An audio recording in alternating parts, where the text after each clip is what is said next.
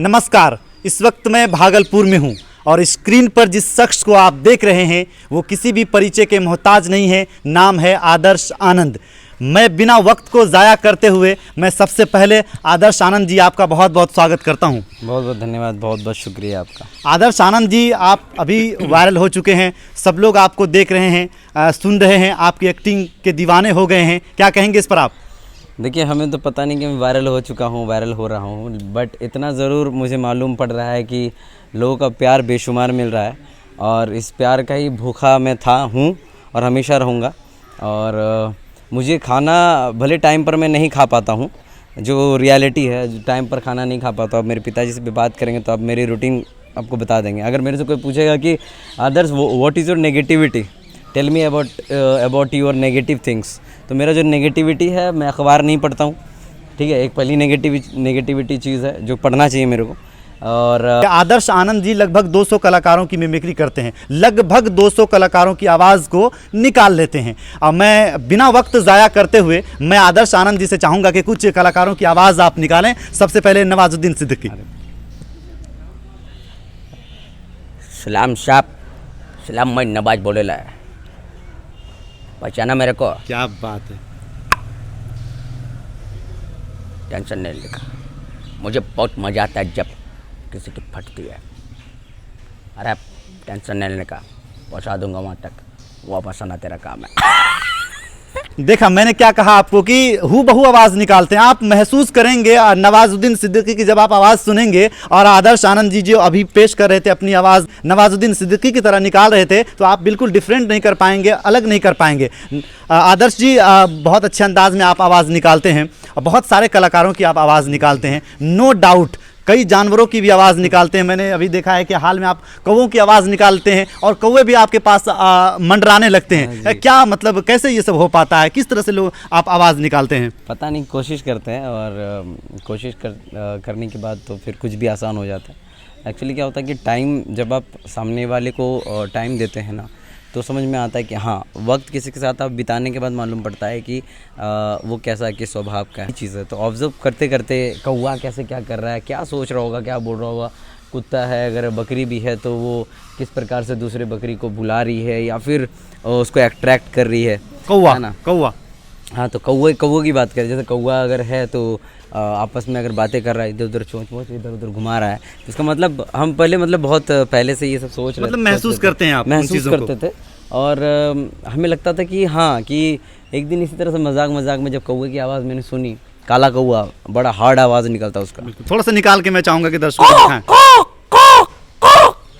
तो पहले के ज़माने में होता था कि कौवा अगर बाहर में अगर हाँक मार रहा है, चिल्ला रहा है, तो इसका मतलब कोई अतिथि आने वाले हैं। अभी तो गुम हो गया सब कुछ हैं। अब तो अतिथि ना आए तो कौवा को उड़ा दिया जाता है ना। तो यही सब डिस्टर्ब भी नहीं करता हूँ, क्योंकि सबकी अपनी अपनी लाइफ है। मैं कोशिश करता हूँ, लोगों को बताने की भी कोशिश करता हूँ उसके आधार पे, क्योंकि देखिए प्राकृतिक चीज़ है ये। कौवा, तोता, मैना, पंछी, पशु, पर्वत, खेत खलियान, हरियालियाँ, ये सब एक नेचुरल चीज़ है। और ये भी नेचुरल चीज़ है, जब कोई कौवा दुविधा में होता है या कौवा मर रहा होता है, तब उसकी आवाज़ चीखती है, पुकारती है, तो सभी कौवे आते हैं। उनमें ये मेजॉरिटी होती है, कुछ भी हो जाए उनमें वो नहीं होता, जाति धर्म नहीं होती। अरे ये कौवा तो यार मुस्लिम कौवा है, वाह, ये कौवा तो यार हिंदू कौवा है, ये आपका सिख है, तो उसमें कोई जाति नहीं होती। हालांकि हमने बांट के रख दिया है सब चीज़ों को आज, है ना, कि भैया सब्जी के मामले में भी हैं, कल को ऐसा होगा कि जो है रंग के मामले में भी अगर बांट दिया जाए तो हरा वाला जितना सब्जी है मुस्लिम भाई लोग के हाथ में चल जाएगा, लाल वाला जितना सब्जी हो तो हिंदू भाई के हाथ में आ जाएगा। अब तरबूज बेचारा फेरा में पड़ जाएगा कि अंदर से लाल, ऊपर से वही सब सारी चीज़ें। और देखिए, मेरे कहने का मतलब ये है कि ज़िंदगी एक है और मिलकर एक साथ होकर चलने का है, और चलती का नाम गाड़ी है। और मैं पशु पक्षियों में देखता हूँ ये सारी चीज़ें, कि एकता की जो मिसाल है ना, वो पशु पक्षियों में बहुत ज़्यादा है, कौवों में बहुत ज़्यादा है। तो एक कौवा दुविधा में है, हम चिल्ला रहे होते हैं, पूरा कौवा देख रहा है कि कौन बेटा परेशान है। और हमको लगता है कभी कभी कि और भी ज़्यादा अगर हम चीख पुकार करें कौवे की आवाज़ में तो शायद नीचे आ जाएंगे, कभी कभी मुझे ऐसा फील होता है, बट मैं ज़रूर ऐसा कोशिश करूँगा। देखिए ये आदर्श आनंद जी हैं और ये महसूस करते हैं। मैं बता दूं कि कलाकारी उस चिड़िया का नाम है। जब कोई भी व्यक्ति जब किसी चीज़ को महसूस करन हो, जब तक उसे नहीं सीखा जाए, जब तक ट्रेनिंग नहीं ली जाए, तो वो फ़न अपने अंदर में नहीं आती है। आपके अंदर में कैसे ये फ़न आई? आपने कहाँ से ट्रेनिंग ली इसकी? जी, सबसे बड़ा जो टीचर होता है, शिक्षक जो होता है, वो होते हैं हालात सबसे बड़ी टीचर होती है। शिक्षक हो या शिक्षिका हो, हालात होती है, सिचुएशंस होती है। और हालात ने बहुत सारी चीज़ें सिखा दी हमें। मतलब ये कहा जा सकता है कि आपने कहीं से ट्रेनिंग इसकी नहीं ली है? नहीं।